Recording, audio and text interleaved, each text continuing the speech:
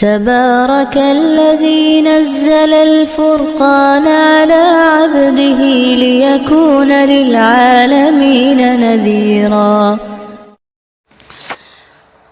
السلام علیکم ورحمۃ اللہ وبرکاتہ۔ بسم اللہ الرحمن الرحیم۔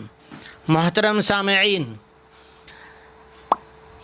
اللہ تبارک و تعالیٰ نے حلال کمائی کی کتنی فضیلتیں رکھی ہیں کہ اسی حلال کمائی کے ذریعے سے اگر کوئی مومن بندہ کسی روزے دار کو افطار کراتا ہے تو اس کی کتنی بڑی فضیلت ہے۔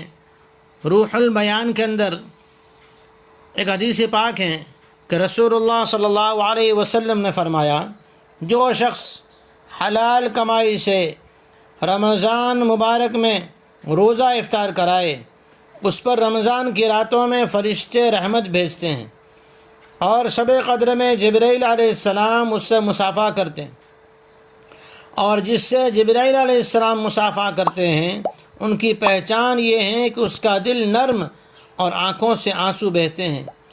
حلال روزی سے افطار کرانے پر کتنی فضیلتیں ہیں۔ فرشتوں کا رحمت بھیجنا یعنی اس کے لیے دعائیں کرنا، جبرائیل علیہ السلام کا جو اللہ کی طرف سے نمائندے بن کے آئیں گے ان کی اس سے ملاقات اور مصافحہ کرنا، اور پھر اس کے دل کا نرم ہونا، جو دل کا نرم ہوتا ہے وہ اللہ کو پسند ہوتا ہے۔ پھر آنکھوں میں آنسو آنا یعنی رونا آنا اپنے گناہوں پر، زندگی پر، جو اللہ کو اور زیادہ پسند ہے، جہنم کی آگ کو بجھانے والے ہیں۔